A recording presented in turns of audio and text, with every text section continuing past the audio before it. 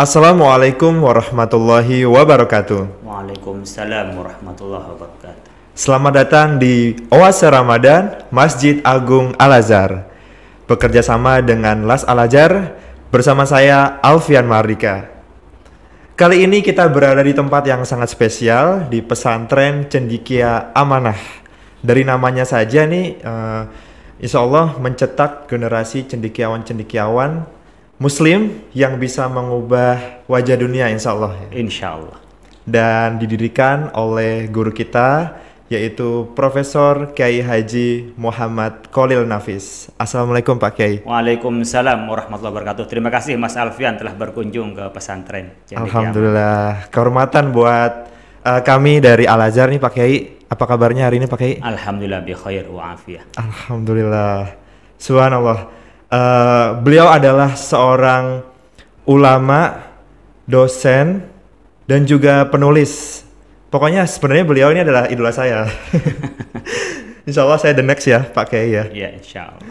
Dan Pak Kiai ini saat ini diamanahkan sebagai Ketua MUI Pusat bidang dakwah. Dan Pak Kiai, tema kita kali ini adalah andai ini Ramadan terakhir ke Pak Kiai. Ya memang harus membayangkan seperti itu agar kita maksimal. Agar kita maksimal Pak Kiai ya. Jadi harus diciptakan bayangan-bayangan bahwa ini nggak ada kesempatan lain. Jadi kesempatan hanya datang sekali, tidak datang dua kali.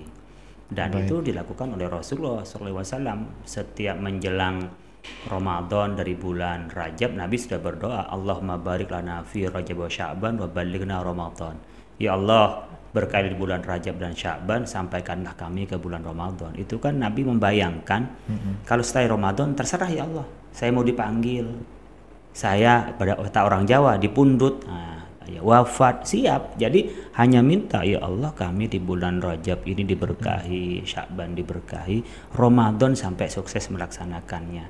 Berarti selesai Ramadan kami siap menghadapmu andaikan engkau memang memanggilku, kira-kira begitu. Nah, kalau kita merasa ini yang terakhir, maka motivasinya beda. Ini nggak ada kesempatan lagi loh. Belum tentu kita nyampe pada Ramadan yang akan datang. Kalau besok setelah Ramadan, bulan Syawal, bulan Dzulqa'dah, Dzulhijjah, Muharram, bulan Rabiul Awal. Dan siapa tahu nanti juga banyak belum sampai. Bahkan ada sebagian teman kemarin itu kurang 10 dari Ramadan. 10 hari di bulan Ramadan wafat umumnya. Kita kan nggak tahu umur. Maka setiap ada kesempatan kebaikan, pastikan ini kesempatan yang terakhir buat saya. Saya tidak mungkin saya tidak bisa memastikan bahwa yang akan datang pasti saya bisa berbuat atau mendapat kesempatan yang sama seperti sekarang. Apalagi di Ramadan sekarang bagi orang mukmin itu rahmah, meskipun kita sedang pandemi Covid ya. Kenapa? Lebih banyak di rumah, andaikan bekerja pun bisa di rumah, lalu juga bisa bersama dengan keluarga.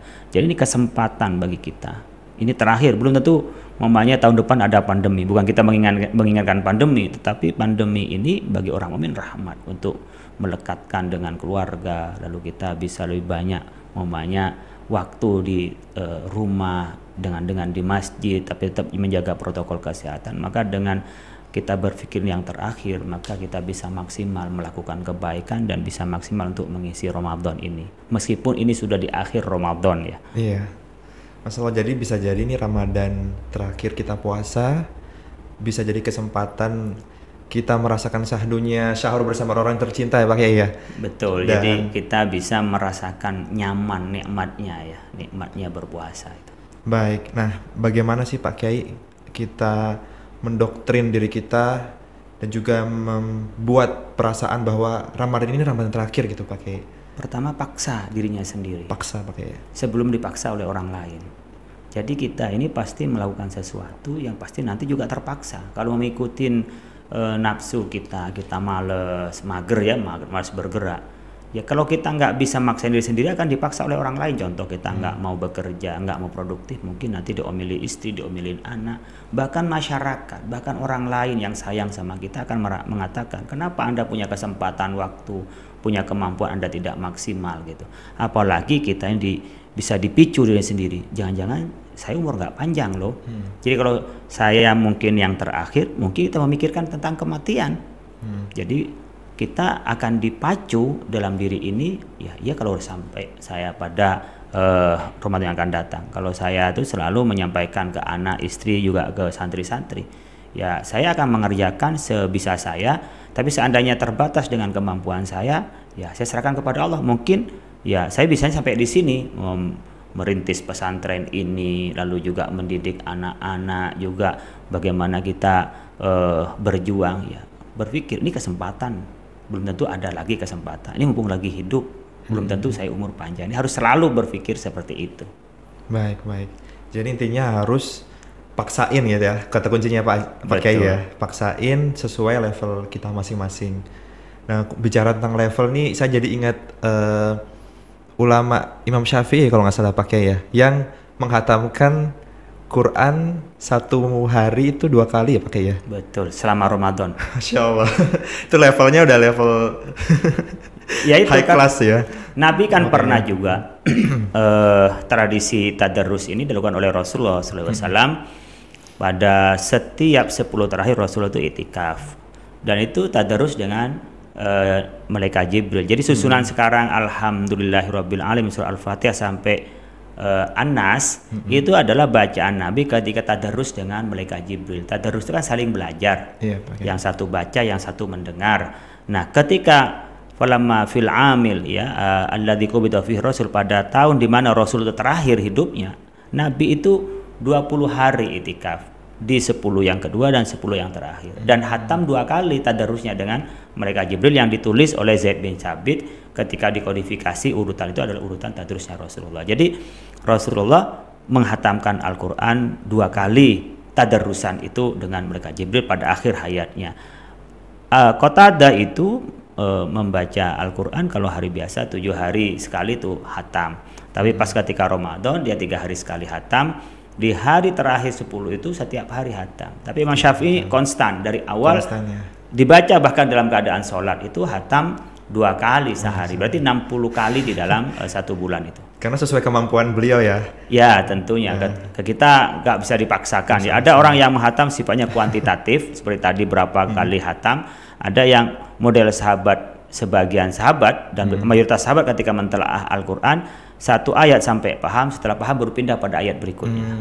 Jadi modelnya tadabbur, ya, tadarus, saling belajar, dan juga tafhimul ma'ani wa tafasir, memahamkan makna dan tafsirnya. Baik.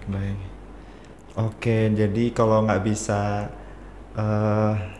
minimal idealnya 1 khatam ya. Ya. 1 bulan, kalau nggak ya semaksimal mungkin. Kalau nggak bisa hatam 30 juz ya hatam juz 30 lah. Juz 30. Kalau nggak bisa juga pakai ya yang bisa saja, minimal surat-surat pendek, baca ya surat-surat di Alhaakumut Takatsur atau surat Iqra yang bisa. Jadi kita nggak usah dipaksakan, barangkali masih ya tak ya, artinya masih belum lancar, ya selancarnya. Intinya niat mau memaksakan diri ya pakai ya. Sebelum dipaksa oleh orang lain. Subhanallah. Nah, ini kalau bagi kita yang udah terlanjur nih belum maksimal di bulan Ramadan pakai, bagaimana sih cara kita mengejar ketertinggalan kita pakai ibadah, potensi ibadah apa yang kita harus maksimalkan lagi? Ya tentunya Allah mengatakan tentang kerangka ibadah kita ada wajib, ada sunnah. Maka wajib itu kalau dilaksanakan dapat pahala, kalau ditinggalkan itu dosa. Artinya nanti kalau nggak diampuni oleh Allah, orang-orang yang meninggalkan kewajiban akan disiksa oleh Allah, orang-orang yang melaksanakan kewajiban mendapat pahala. Nah, Ramadan itu adalah kewajiban. Maka setiap kewajiban kadang-kadang ada bolong-bolongnya, ada kusutnya, tidak sempurna. Maka disempurnakan dengan sunnah. Jadi ketika nanti dihisab, awwalu ma yuhasabun abdu yaumal qiyamah as-shalah. Paling pertama kali dihisab oleh Allah di akhirat nanti adalah sholatnya. Ketika sholat tidak sempurna, begitu juga kewajiban lain mungkin gak sempurna. Hal min tatawwu'in lahu, apakah dia punya ibadah sunnah? Kalau punya ibadah sunnah, maka ibadah sunnah itulah yang menyempurnakan terhadap terhadap kewajibannya. Kalau kita sekarang punya kewajiban berpuasa, puasa kita mungkin barangkali ada yang masih salah-salah, kadang-kadang kepancing di WA itu masih membuli teman, masih ghibah, mungkin fitnah, itu kan puasanya barangkali hanya lapar dan haus tapi tidak mendapatkan pahala dan tidak mendapatkan faidahnya. Maka untuk menyempurnakan itu sempurnakan dengan puasa sunnah, dengan puasa 6 hari di bulan Syawal. Kemudian kalau kita mau puasa yang sifatnya mingguan ada Senin Kamis, ada yang puasa bulanan Ayyamul Bid yaitu 13, 14, 15 di bulan Hijriah. Ada puasa sifatnya tahunan. Seperti halnya puasa Arafah, ya kan, puasa Rajab itu kan tahunan. Ada juga yang sifatnya puasa mutlak, ya kita puasa saja, atau puasa seperti Nabi Daud 2 hari sekali. Jadi sehari puasa, besok enggak, bisa kita lakukan. Nah, puasa-puasa sunnah inilah yang akan menyempurnakan dan dapat mengejar, bahasanya mengejar dari ketertinggalan kita saat barangkali ini kan di akhir Ramadan nggak mungkin kembali lagi. Sementara kita berpikir jangan-jangan ini yang terakhir. Maka perbanyaklah dengan puasa-puasa sunnah yang nanti insya Allah akan menutupi kepada puasa kita yang kurang sempurna. Dan kalau memang yang kurang sempurna adalah wajibnya, ya kita ganti wajibnya, seperti mengkodok bagi yang haid atau nifas atau orang yang sedang perjalanan gitu, atau karena kondisi tertentu nggak bisa nerusin puasanya umpamanya, itu bisa harus dikodok karena wajib harus diganti puasa ini. Tapi kalau kita puasa sudah diganti tapi perasaan masih kurang sempurna lagi, atau pengen meskipun nggak perasaan lebih sempurna, ya ditambahkanlah dengan puasa-puasa sunnah itu. Baik. Subhanallah, jadi banyak sekali ya kesempatan yang kita bisa kejar. Dan walaupun ini terakhir, detik-detik terakhir Ramadan, Pak Kiai, kita masih ada peluang-peluang ibadah-ibadah sunnah lainnya yang bisa kita lakukan untuk menutupi kekurangan-kekurangan kita di bulan Ramadan ini. Nah, Pak Kiai, kan andai saja betul ya Pak Kiai, ini adalah Ramadan terakhir kita Pak Kiai. Dan kita lihat ada peristiwa tenggelamnya kapal selam KRI Nanggala ya Pak Kiai ya, 402, mereka bertugas gitu ya. Dan di bulan Ramadan Allah panggil gitu Pak Kiai. Mudah-mudahan syahid ya Pak Kiai ya. Insya Allah, maksudnya mati syahid kan dalam tugas diniatin membela NKRI, syahid fil akhirah. Syahid fil akhirah ya. Jadi saya mempercayai kalau mereka wafatnya dengan membawa iman dan Islam, dan saya termasuk bagian dari yang terenyuh, dalam arti kami juga mendukung kepada orang-orang untuk ikut simpati dan empati. Maka saya menggagas untuk memberi beasiswa kepada putra-putrinya dari patriot kita yang gugur pada saat bertugas. Saya persilahkan kalau mau mondok di sini sampai selesai SLTA nanti kita berikan gratis, bayar tak perlu bayar, kiriman SPP tak perlu SPP, juga biaya mondok, makan dan seragam kita bebaskan semua gratis. Bahkan nanti bisa kita upayakan sampai sarjana. Disilahkan kalau mau mondok ke sini, kan juga ada tawaran dari yang lain. Juga ada beberapa teman yang japri ke saya kalau memang ada putra-putri yang pengen mondok, kami siapkan juga gratis di beberapa pesantren lain, seperti pesantren An-Nahdhah, itu di pesantren Al-Kaukab, ada beberapa pesantren Sabilar Rasyad di Malang. Itu juga banyak sekali yang daftar ke saya untuk memberikan beasiswa kepada putra-putrinya. Pertama, kita ikut bela sungkawa tentunya, dan yang kedua juga mendorong sebenarnya bahwa orang-orang yang menjaga keutuhan NKRI ini adalah pahlawan kita, dan kita bisa menjadi orang baik sebenarnya dalam sebuah negara kalau menghargai para pahlawan kita. Nah, ini juga pendidikan puasa kita. Bagaimana kita bisa ikut empati, sepertinya orang lapar merasakan lapar, orang kurang merasakan kurang. Nah, kita juga merasakan empati bagaimana dengan keluarga yang ditinggalkan, dan rata-rata kan masih muda-muda, ya anaknya masih kecil-kecil. Jadi nanti kalau sudah waktunya sekolah, mau sekolah di sini mulai dari SMP sampai SMA, kami siap untuk memberikan fasilitas beasiswa itu. Masya Allah, sungguh mulia sekali guru kita. Jadi intinya pesantren Cendekia Amanah ini terbuka lebar pintunya Pak Kiai ya. Dan ini bagus banget, saya barusan keliling tadi pesantren Cendekia Amanah ini, fasilitasnya juga memadai dan juga ada hidroponik pesantren juga ya. Inovasi terbarunya di sini. Mungkin ada lainnya Pak Kiai? Ya, tentu kita ingin sebenarnya kalau kita bicara memaksimalkan kita puasa dengan melihat kejadian KRI Nanggala 402 ini, kita memperbanyak infak. Jadi makanya setelah kita berpuasa, kita kan ada Idul Fitri, kembali pada kefitrahan kita. Nah, fitrah kita itu adalah fitrah manusia yang empati pada orang lain, berbagi dengan orang lain, dan juga berbuat baik kepada orang lain. Makanya ketika kita selesai berpuasa, Idul Fitri minal aidin wal faizin, masuk kepada orang-orang yang kembali pada kefitrahan. Mungkin 1 tahun kita terbelenggu oleh dosa, terbelenggu oleh ambisi, maka sekarang udah dibersihkan dengan berpuasa, maka ambisiusitas kita itu kita kurangi. Kalau nggak bisa ditiadakan, tinggal ambisi tapi yang baik. Kemudian yang kita punya, kita tidak bisa lebih cinta daripada cinta kepada Allah, jadi tetap berbagi dengan yang lain. Maka minal aidin, kembali pada fitrah, wal faizin, dan itu orang yang beruntung karena akan mendapat pengampunan dari Allah. Dan kita kembali kepada fitrah, diampuni dosa-dosa kita, kayaumin waladathu ummu, seperti kita yang baru dilahirkan oleh ibu, dosa kita dihapus oleh Allah Subhanahu wa taala. Perbanyak infak, mungkin kita kewajibannya zakat fitrah hanya satu zakat kecil sekali. Bagaimana bisa membersihkan tubuh kita, hanya berapa kali makan kan, itu paling nggak sampai sebulan yang kita keluarkan untuk zakat fitrah. Berarti yang dimakan lain itu baru boleh dimakan lainnya kan banyak. Berarti kalau untuk membersihkan sangat sedikit. Makanya tambahkan pembersihan itu dari diri kita dan dari harta kita, dan termasuk membersihkan dari sifat rakus kita, sifat tomak kita. Berbagi, infak, zakat, wakaf. Ya, lembaga amil zakat lasnya di Al-Azhar ada, terpercaya, sudah jelas ada aktivitas dakwahnya. Ya, silahkan Bapak Ibu sekalian berinfak. Tidak hanya cukup pada zakat fitrah, tidak hanya cukup kepada zakat hartanya, tapi ada wakafnya, ada sedekahnya, ada infaknya. Masya Allah, luar biasa sekali episode kali ini tentang Anda ini Ramadan terakhir kita, jadi kita harus maksimalkan baik-baiknya detik-detik terakhir Ramadan ini.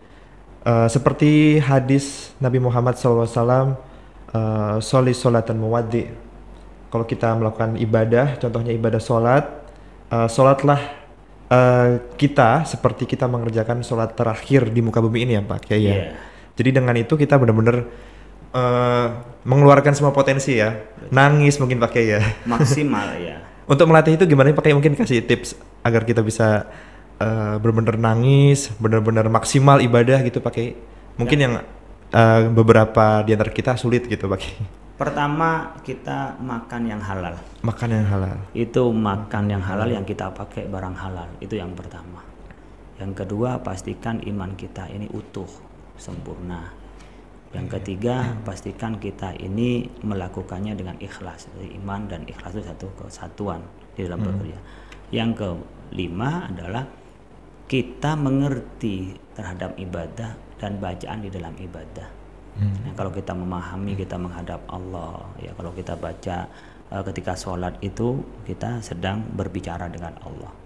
Gimana kalau saya sedang berhadapan begini banyak, ketemu dengan orang yang dengan zat yang menciptakan kita, pasti kita nervous. Ketika baca Quran itu seakan-akan Allah sedang berbicara pada kita. Ketika baca surat-surat dalam Al-Quran dalam sholat kita, Allah sedang berbicara dengan kita. Dan kalau kita bisa bayangkan maknanya, apalagi bisa mengerti di dalam kandungan-kandungannya, itu pasti akan lahir khusyuk, nangis, rindu. Jadi munculnya nangis itu buka ya, khurru sujada, lalu kita sujud tunduk kepada Allah ya karena paham. Jadi kalau nggak paham ya nggak bisa.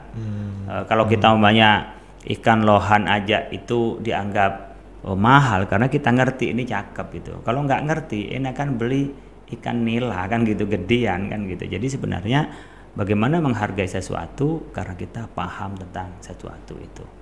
Baik.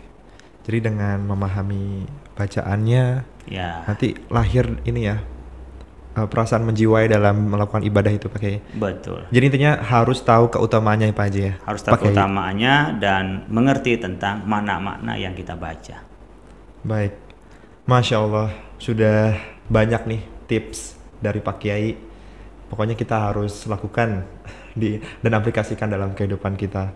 Mungkin terakhir nih Pak Kiai, berbicara tentang kematian nih Pak Kiai. Sering kalau kita ngobrol tentang kematian tuh selalu menakutkan Pak Kiai. Jadi dalam pandangan Islam tuh bagaimana sih Pak Kiai tentang kematian? Ya. Sebenarnya kita ini dianggap cerdas kalau ingat mati, bukan takut mati ya. Jadi kita nggak perlu takut mati, kemanapun kita pasti mati. Gitu. Jadi nggak perlu ditakuti. Yang takut itu kalau kita nggak mempersiapkan apa-apa dari kematian kita. Bahkan Rasulullah SAW pernah ditanya, manil akyas ya Rasulullah, siapa yang paling cerdas ya Rasulullah? Aktsaruhum dzikran lil mauti, yang paling banyak ingat mati. Ya, ketika wa asyadduhum isti'dadan lahu, dan memperbanyak persiapan untuk mati. Itu orang cerdas. Syarafu dhahabu bi syarafid dunya wa karamatil akhir. Nanti dia pergi dari dunia dengan mulia dan di akhirat dimuliakan oleh Allah. Artinya apa? Kalau kita ingat mati itu ingat ma qaddamu wa asyarahum kullu syai'in ahsaynahu fi kitabim mubin. Jadi apa yang kita persembahkan kepada Allah. Jadi kalau saya mati, kira-kira selama hidup saya ini apa yang akan kita bawa kepada Allah? Ma qaddamu wa asyarahum, dan apa legasinya. Saya sering berpikir ketika dulu sebelum bikin pesantren, ya Allah, apa yang bisa saya tinggalkan? Mudah-mudahan bagian dari yang saya tinggalkan adalah amal jariah kepada generasi berikutnya untuk mengelola pesantren, dan itu menjadi jariah. Asarnya maqaddamu yang mungkin dari yang saya lakukan, kalau saya pribadi mudah-mudahan diterima oleh Allah, bagian dari persembahan yang saya lakukan selama hidup ini. Nah, masing-masing kita coba berpikir ketika sekarang sudah umur 10 tahun, umur 20 tahun, umur 30 tahun, mungkin 10 nggak begitu ingat, tapi 20 udah mulai lebih ingat, 30 lebih ingat pada kematian, 40 mungkin lebih sadar, 50 itu udah mulai sadar benar, dan 60 sangat sadar untuk alarmnya bunyi ya. Iya, alarm udah bunyi karena amaru ummati baina sittin wa sab'in, umur umat Nabi Muhammad antara 60 sampai 70 tahun. Wa qalla man jawaza dzalik, sedikit orang yang lebih dari 70 tahun itu sedikit sekali. Jadi ingat mati itu cerdas karena dia berpikir hidup nggak selamanya. Yang orang bodoh ini orang yang tidak ingat mati. Karena apa? Merasa hidup selamanya, sehingga dia mengeruk harta sebanyak-banyaknya untuk hidupnya dia, dan dia tidak mau berbagi karena dia nggak ingat mati. Nah, kalau kita ingat mati ketika kita bekerja, ya sudah, yang penting kita bisa buat sangu akhirat karena ini hanya lewat. Sementara orang yang tak pernah ingat mati nggak pernah berpikir sangu, nggak pernah berpikir apa yang dibawa. Kayak kita mikir mudik lah, ini kan tahun ini kita nggak mudik ya. Kalau Anda sudah nggak mikir mudik, Anda nggak pernah berpikir beli tiket. Betul. Anda nggak pernah berpikir ngumpulin duit untuk dibagi-bagi sama saudara, ya kan? Anda nggak berpikir untuk beli oleh-oleh, kue macam-macam. Bahkan mungkin baju Anda nggak terlalu penting beli baju lebih dari satu untuk lebaran saja. Kenapa? Karena nggak mudik. Nah, orang yang nggak berpikir mudik di dalam hidupnya ini, dia akan berpikir akan selamanya, dan itu membuat mereka rakus, membuat mereka tuh tomak, ya, dan membuat mereka tuh lupa diri, seakan-akan tidak ada pertanggungjawaban. Kalau orang berpikir mati, dia ada pertanggungjawaban di hadapan Allah. Sama dengan kita umpamanya pulang kampung, ya saya nggak bawa apa-apa. Nanti kalau diceritain di Jakarta, saya ngapain di Jakarta? Ya, saya mempersiapkan untuk ditanya orang tua. Tapi kalau udah nggak pulang, orang tua nggak nanya, saudara nggak nanya, ya sudah bebas-bebas aja saya hidup. Oleh karena itu, orang yang ingat mati itu adalah kontrol kehidupannya, dan dia bisa lebih sadar tentang bagaimana memaknai kehidupan. Karenanya kalau kita berpikir mati, orang negatif, saya pikir positif. Yang negatif itu adalah takut terhadap kematian. Berpikir ketika mati itu lepas dan berat. Bagi orang mukmin, mati itu rohatun, istirahat. Makanya doanya itu kan rohatun lil mukmin, itu ada istirahat dia. Di dunia sibuk loh, mau nyampain dakwah begini, kena macet, podcast. Ini baru yang nyaman, apalagi dengan orang yang dengan terbatasnya ekonomi, seharian jalan, panas-panas dia mengais rezeki, ya, dalam keadaan puasa. Sementara ketika dia meninggal, terus dengan membawa kebaikan, dia tenang. Rezeki Allah berikan di alam barzakh. Allah berikan kenikmatan di alam barzakh itu. Nanti setelah hari hisab dia mendapatkan surga. Apanya yang kita umpamanya susah dengan mati? Bahkan kita ini tidak bisa bertemu dengan Allah itu karena kita masih hidup. Baru setelah kematian baru kita bisa bertemu dengan Allah. Hijabnya kita untuk mukasyafah dengan Allah. Jadi nanti kalau di surga itu jangan bermimpi dengan bidadari yang cantik ya. Itu yang bermimpi bidadari cantik karena masih jomblo. Jadi orang-orang yang masih jomblo tuh mikirnya, wah dapat istri cantik karena dia belum beristri. Bagi kakek-kakek udah gak mikirin istri dia. Jadi bagi yang muda-muda yang berpikir istri cantik. Makanya yang kebayang masuk surga istri cantik. Nanti ketemu di surga itu Bukan istri, bukan bidadari yang membuat kita lebih nikmat. Yang paling puncaknya nikmat adalah bertemu dengan Allah. Masya Allah. Bertemu dengan Allah. Miriplah dengan namanya ibu-ibu ketemu dengan anaknya. Ngapain dia? Ya ketemu saja karena dia rindu. Nah kalau kita imannya tinggi, imannya cukup, ya bertemu dengan Allah itulah yang paling tinggi, bukan hubungan dengan bidadari 70, bidadari berapapun itu gak ada apa-apanya dibandingkan dengan kita bertemu dengan Allah. Oleh karena itu ketika kita berpikir, ya Allah ini tahun terakhir bagi saya, ini Ramadan terakhir bagi saya, karena nanti tidak tahu besok saya nyampe atau tidak, ini saya juga bisa puasa lagi tahun depan atau tidak. Berarti kan dia berpikir kematian.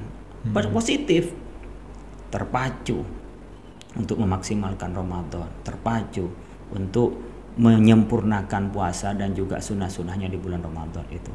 Nah, dengan kematian itulah kita dhahabu bi syarafid dunia, karena kita berkarya banyak, mengukir legacy. Ketika mati orang pada nangis semua. Jangan sampai kita mati kayak kita baru lahir, orang pada ketawa. Ketika mati orang pada ketawa juga. Jangan sampai. Itu kerugian bagi kita. Orang yang beruntung ketika lahir mungkin orang pada senyum, ketawa, ngelihat kita dilahirkan, kita nangis. Nanti sebaliknya kalau kita orang baik, punya legacy, punya yang dipersembahkan kepada generasi berikutnya dan kebaikan yang akan dibawa kepada Allah, kita mati tersenyum, orang nangis. Itulah sebenarnya kerangka yang dibangun di dalam hidup ini lebih berarti. Maka khairun nasi indallahi anfa'uhum linnas, sebaik-baik manusia adalah orang yang bermanfaat bagi orang lain. Nah, ketika kita bermanfaat lalu orang ditinggalkan oleh kita, ya orang rindu, orang sedih, orang nangis. Jangan sampai orang pada alhamdulillah udah pergi, syukur deh dia udah pergi. Jangan sampai kematian kita disyukuri orang, tapi kita harus merasa sedih dengan kematian orang itu. Nah, kita pun kepengen begitu, kita senyum karena kita melihat nikmatnya alam barzakh dan alam kubur dan juga di akhirat kelak. Sementara orang yang tinggalkan kita itu nangis karena apa? Ditinggalkan oleh yang kita biasa berbuat baik kepada orang lain. Kalau itu yang bisa masuk pada kita, kita akan pergi di dunia dengan terhormat, di akhirat bikaramatil akhir, dengan kehormatan di akhirat itu oleh Allah Subhanahu wa taala. Makanya puasa kita jadi maksimal, ya berbuat baik juga bisa lebih maksimal, juga bisa optimal, dan menganggapnya semua kesempatan tentang kebaikan akan diambil karena tidak datang kedua kalinya. Masya Allah.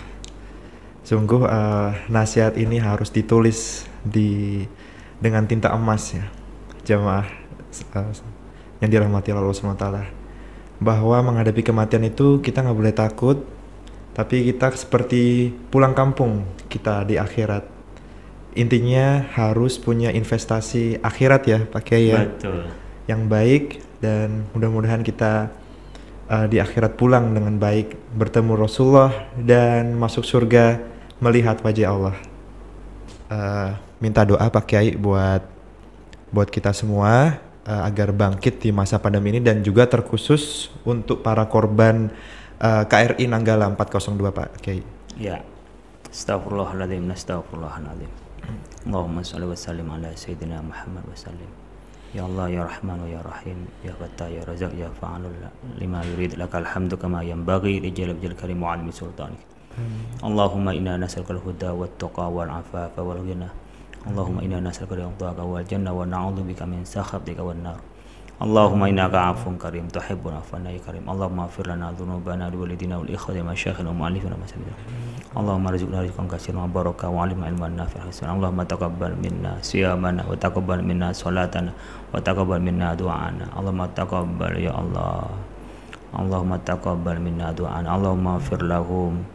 Allahumma ighfir lahum limayyiti KRI 402. Mudah-mudahan diampuni dosa-dosanya para patriot kita ya Allah, diterima seluruh amal baiknya, dan cinta kepada NKRI, Negara Kesatuan Republik Indonesia, melaksanakan tugas Engkau jadikan syahid fil akhir ya Allah, bersama dengan para kaum solehin syuhada. Ampunilah dosa-dosa kami, dosa-dosa para patriot yang menjadi korban KRI 402. Allahumma fir lahum warhamhum wa'afihim wa'fu anhum. Allahumma abdilhum daran khairan min darihi wa ahlan khairan min ahli wa maskanan khairan min maskanihi.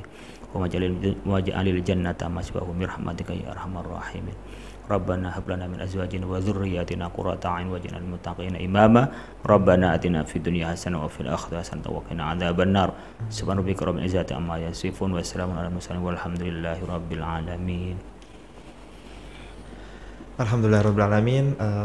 Nasihat dari Pak Kiai sangat berharga buat kita semuanya, jamaah yang dirahmati Allah Subhanahu wa taala. Semoga dengan episode kali ini kita akan lebih khusyuk, kita akan nangis kepada Allah Subhanahu wa taala, kita akan sujud selama-lamanya dengan memaksimalkan detik-detik terakhir Ramadan kali ini. Dan bila ini adalah benar-benar Ramadan terakhir kita, mudah-mudahan menjadi Ramadan yang terbaik. Amin ya rabbal alamin. Kita tutup dengan doa kafaratul majelis. Subhanakallahumma wa bihamdika asyhadu an la ilaha illa anta astaghfiruka wa atubu ilaik. Wassalamualaikum warahmatullahi wabarakatuh. Waalaikumsalam warahmatullahi wabarakatuh.